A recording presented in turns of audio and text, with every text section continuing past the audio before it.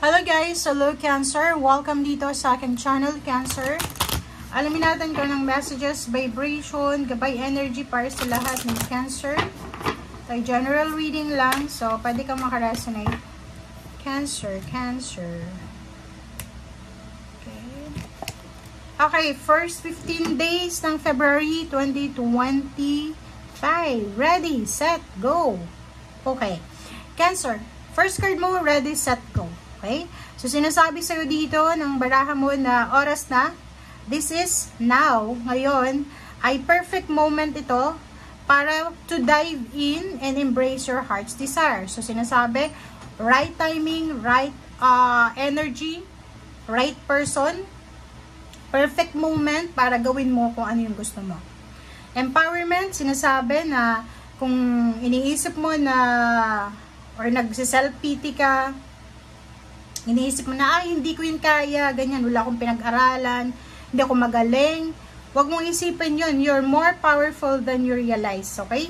And it's super safe for you to be powerful. It's super safe sa lahat ng tao na angkinin kung ano yung dapat angkinin sa buhay. Diba? Hanggat wala kang tinatapakan na tao or wala kang sinisirang tao. Okay.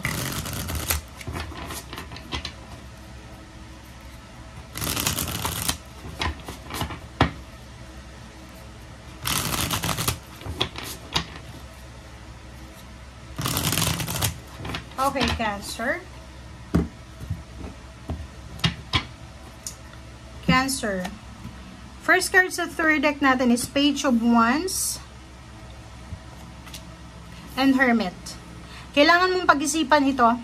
At ang two cards na to is all about mga balita to. It's either balita, para to sa hinaharap eh. Diba? So, pwedeng mga offers. It's either job offers, financial, investment, business offers, or anything. Trabaho, parang ganon. So, sinasabi sa'yo dito ng The Hermit, lahat ng ino-offer sa'yo, kailangan pag-isipang mabuti para hindi ka magsisi sa bandang huli. Kasi minsan, di ba, sa pagiging aggressive natin, impulsive, kung ano lang yung naandyan, kukunin na natin. So, number 10, 1001, so, sinasabi sa'yo dito na be careful, kasi minsan, yung ino-offer sa atin, minsan patibong yan. Diba? Minsan, tinitingnan lang tayo ng universe kung gaano tayo ka-strong. Okay. Meron ditong Cancer na siguro may relationship ka. It's either intimate relationship, business, partnership, collaboration, friendship, na posibleng i-give up mo. Okay? Yung 5 of Swords dito is parang, sa 2 of Cups mo sa relationship, hindi ka na masaya, sa relationship, toxic na, or parang sa relationship, hindi na yung trabaho mo, or yung partnership mo dyan sa taong yan, ay hindi na masyadong worthy para ipaglaban, parang ganun. So, nakikita ko na posibleng i-give up mo na siya. Give up. Wow. Ace of Coins. Wow. So, nakikita ko sa'yo dito, Cancer, maganda to kasi yung Ace of Coins is all about good news, new openings, doorway to financial success. Kung ano man tong sisimulan mo ngayong February 1 to 15, kung ano man tong sisimulan mo, like trabaho yan, like magbe-business ka, like umalis ka sa dati mong business, sa ibang tao, pakikipag-collaborate, tapos may bago kang business ngayon, dito kung ano man tong sisimulan mo or umalis ka sa isang company, lumipat ka sa iba, kung sino man ito or kung ano man to na gagawin mo in terms of money or financial, magdadala to sa'yo ng financial lump sum talaga, financial gain, financial wealth. So, nasa tamang direction ka. Tama to na sinasabi, now is the perfect moment to dive in. Kasi, perfect na to eh. Ready, set, go. Kung ano man tong gagawin mo, magdadala talaga siya sa'yo ng financial boost or gain. Okay, Ace of Swords. Ang daming balita. Okay, so nakikita ko sa'yo dito, makakatanggap ka ng mga balita. Makakatanggap ka ng mga messages na galing sa ibang tao na parang sasabihin sa'yo na Cancer, kailangan ko ng tulong, kailangan kong humingi ng tulong sa'yo, pautangin mo ko, ganyan, ganito. Or pwede din na ikaw to, pwedeng financially nag-struggle ka habang nanonood ka sa ngayon, And isang tao yung naiisip mo na pwedeng matulungan ka. So nakikita ko sa'yo dito na pwedeng mag-extend ka sa kanya ng help or hihingi ka sa kanya ng tulong talaga. Okay, so 10 of coins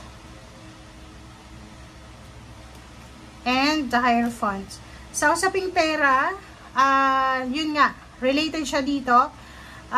Posibleng makatagpo ka. Hindi lang ngayong February 1 to 15, pwedeng October siya this year. Pwedeng makatanggap ka or makatagpo ka ng isang napakayaman na tao. Financially stable siyang tao. Mentor, pwedeng maging mentor mo siya. Or pwedeng tutulungan ka niya para makamit mo yung financial health, financial gain, financial freedom, parang ganun. So, ibig sabihin, this year, may isang tao na posibleng papasok sa buhay mo, sa usaping pinansyal, na tutulungan ka talaga niya para makarecover sa mga financial problems mo. Okay? Next card is 8 of Coins. Ay, kita ko sa'yo dito na magiging sobrang busy ka sa ginagawa mo, sa trabaho mo, sa business mo, or nakafocus ka kasi ayaw mong magkamali.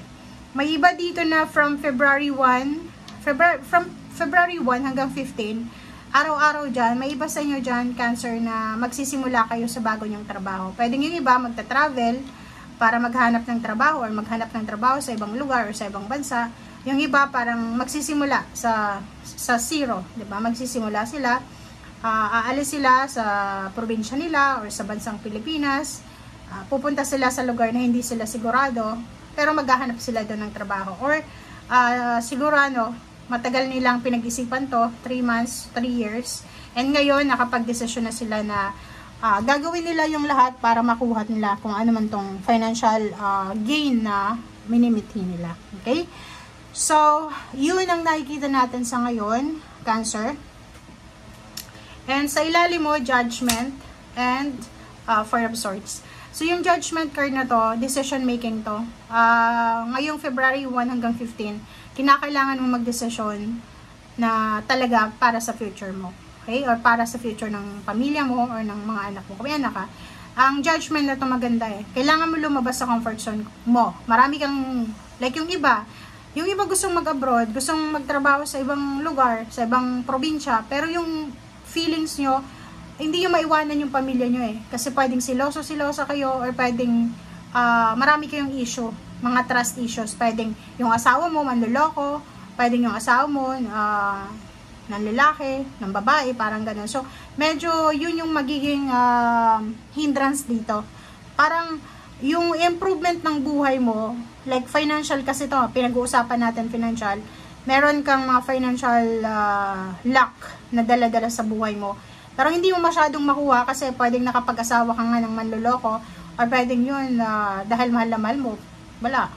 Sinasamahan mo lang sa trip niya kahit niloloko ka, parang ganun. So, nakikita ko sa'yo dito, yung karelasyon mo sa ngayon, pwedeng siya yung may problema dyan or parang siya yung magiging hadlang para makamit mo yung success mo. Yun ang nakikita natin, okay? Thank you guys for watching. Bye!